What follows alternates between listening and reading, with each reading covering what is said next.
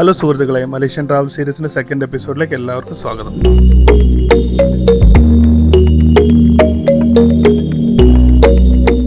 എയർപോർട്ടിൽ നിന്ന് ഇറങ്ങി ആദ്യം നമ്മൾ സിം എടുക്കാനാണ് പോയത്. 2-3 കമ്പനികളുടെ ഉണ്ട്. നമ്മൾ ഹോട്ട്ലിങ്ങിൻ്റെ സിമ്മാണ് എടുത്തത്. അത് 20 റിംഗിറ്റിന് ഒരാഴ്ചത്തേക്ക് അൺലിമിറ്റഡ് കോളും ഇൻ്റർനെറ്റും. പിന്നെ നമ്മൾ അവിടെ നേരെ ലെവൽ 1ലേക്ക് പോയി. പോകുന്ന വഴിക്ക് നമ്മൾ ഫസ്റ്റ് ടൈം ദുരിയാൻ ഇവിടെ ഇരിക്കുന്നത് കണ്ടു. നമ്മൾ ലിഫ്റ്റ് അവിടെയുണ്ട്. അവിടെ നിന്ന് നമ്മൾ നേരെ ലെവൽ 1ലേക്ക് പോയി. അവിടെയാണ് ഡ്രൈവറും വണ്ടിയെല്ലാം അവിടെയാണ് വെയിറ്റ് ചെയ്യുന്നത്. പിന്നെ നമ്മൾ നേരെ ഫുഡ് കഴിക്കാൻ പോയി. ABC1 ബിസ്ട്രോ എന്ന് പറഞ്ഞൊരു റെസ്റ്റോറൻറ്റ് അവിടെയുണ്ട്. അത്യാവശ്യം ഇന്ത്യൻ ടൈപ്പ് ഫുഡെല്ലാം ഇവിടെ കിട്ടും. ചപ്പാത്തി, പൊറോട്ട അങ്ങനത്തെ ഐറ്റംസ്, വെജും നോൺ വെജ് എല്ലാം ഇവിടെ കിട്ടുന്നതാണ്. അതുകൊണ്ട് നമ്മൾ ഇവിടെ നിന്ന് തന്നെ കഴിച്ചിട്ട് പോകുന്ന ഡ്രൈവർ പറഞ്ഞു. അതുകൊണ്ട് നമ്മൾ ഇവിടെ തന്നെ ഫുഡ് കഴിച്ചു. അത്യാവശ്യം നല്ല ഫുഡാണ്, അത്രയ്ക്ക് അങ്ങ് എക്സ്പെൻസീവ് അല്ല. പിന്നെ നമ്മൾ നേരെ ലഗേജെല്ലാം കയറ്റി നേരെ എയർപോർട്ടിൻ്റെ പുറത്തേക്ക് ഇറങ്ങി.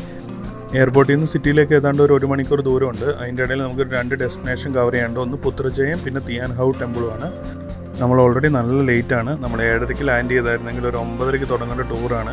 നമ്മളിപ്പോൾ ലാൻഡ് ചെയ്തതിന് 9:30 ശേഷം പിന്നെ ഒരു 2 മണിക്കൂർ അവിടെ ഇമിഗ്രേഷനിലും ഡിലേ ആയി. മൊത്തം നമ്മൾ പുറത്തിറങ്ങുമ്പോൾ 12 മണിയാണ്. നല്ല ചൂടായിരുന്നു. നമ്മുടെ ഫസ്റ്റ് സ്റ്റോപ്പാണിത്. പുത്രജയിലേക്കുള്ള വഴിയിൽ നിർമ്മിച്ചിരിക്കുന്ന ഒരു പാലമാണ്. സെറി വസ്വാൻ ബ്രിഡ്ജ് എന്നാണ് ഇത് അറിയപ്പെടുന്നത്. ഒരു ആർട്ടിഫിഷ്യൽ ലേക്ക് ഇതിന് ചുറ്റും നിർമ്മിച്ചിരുന്ന അതിലേക്കൂടെയുള്ളൊരു പാലമാണിത്. പിന്നെ നമ്മൾ നേരെ പുത്രജയിലേക്കാണ് പോയത്. പുത്രജയിൽ പ്രധാനമായിട്ടൊരു പുത്രജയ മോസ്കും പിന്നെ പ്രൈം മിനിസ്റ്റേഴ്സ് റെസിഡൻസുമാണ് ഇവിടെ ഉള്ളത്. നമുക്കിവിടെ കാണാനല്ലാതെ എൻട്രി ഇല്ല.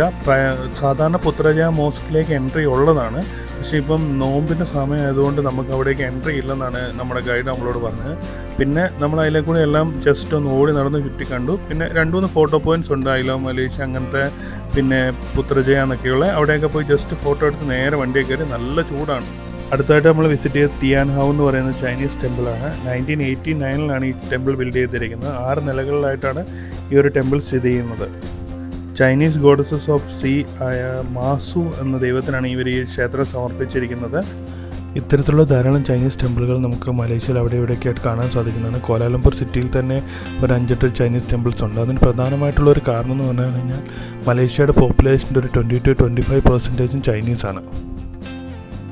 ഈ റെഡ് ലാൻറ്റേൺസ് എല്ലാം വെച്ച് അടിപൊളിയായിട്ട് ഡെക്കറേറ്റ് ചെയ്ത് വെച്ചിരിക്കുന്ന ഒരു ടെമ്പിളാണിത്. ഇത് നൈറ്റ് ടൈമിലും കാണാൻ അടിപൊളിയായിരിക്കും. നൈറ്റ് ഒരു 6:30 to ആ ഒരു 8 o'clock വരെ ഇത് ഓപ്പൺ ആണ്. ആ ഒരു സമയത്ത് വരുവാണെങ്കിൽ ഇത് ലൈറ്റ് ചെയ്ത് വെച്ചിരിക്കുന്നതും കാണാൻ നല്ലതാണ്. നമുക്ക് ആ ഒരു സമയത്ത് ഇനി വരൽ നടക്കില്ല. ഇത് തന്നെയാണ് ഇവരുടെ മെയിൻ ടെമ്പിൾ. ഈ ഒരു മെയിൻ ടെമ്പിളിൻ്റെ അവിടെ ധാരാളം ആൾക്കാർ ഇതേപോലത്തെ തിരികളും പിന്നെ ഈ ചന്ദനത്തിരി പോലത്തെ അതൊക്കെ വെച്ച് ഇവിടെ പ്രാർത്ഥിക്കുന്ന നമുക്ക് കാണാം. നമ്മൾ അകത്ത് കയറി അധികം നേരം നിന്നിട്ട് നേരെ പുറത്തിറങ്ങി കുറച്ച് ഫോട്ടോസൊക്കെ എടുത്തു. അതുപോലെ തന്നെ ഇതിൻ്റെ അടുത്തായിട്ട് കുറേ സോവനിയർ ഷോപ്പുകളും പിന്നെ ഇങ്ങനത്തെ കുറേ ഫോട്ടോ പോയിൻറ്റ്സൊക്കെ ധാരാളം കാണാൻ സാധിക്കും. പിന്നെ അവിടെയൊക്കെ പോയി ഫോട്ടോ എടുത്തു. പിന്നെ അപ്പോഴത്തേക്ക് 2-2:30 ആയിട്ടുണ്ടായിരുന്നു. നമുക്ക് 2 മണി മുതൽ ഹോട്ടൽ ചെക്കിൻ അവൈലബിൾ ആണ്. പിന്നെ അവിടെ നമ്മൾ നേരെ കംപ്ലീറ്റ് ആക്കി നമ്മൾ നേരെ പുറത്തിറങ്ങി. അവിടുന്ന് ഡ്രൈവർ നമ്മളെ പിക്ക് ചെയ്ത് നേരെ ലഞ്ച് കഴിക്കാൻ പോയി. ലഞ്ച് കഴിച്ചിട്ട് നമ്മൾ നേരെ ഹോട്ടലിലേക്ക് എത്തി. ഹോട്ടലിൽ ചെക്കിൻ എല്ലാം കംപ്ലീറ്റ് ചെയ്ത് നേരെ റൂമിലേക്ക് എത്തി. ഇതാണ് നമ്മുടെ റൂം. കൂടുതൽ വിശേഷങ്ങൾ അടുത്ത എപ്പിസോഡിൽ. അപ്പോൾ ഗുഡ് ബൈ.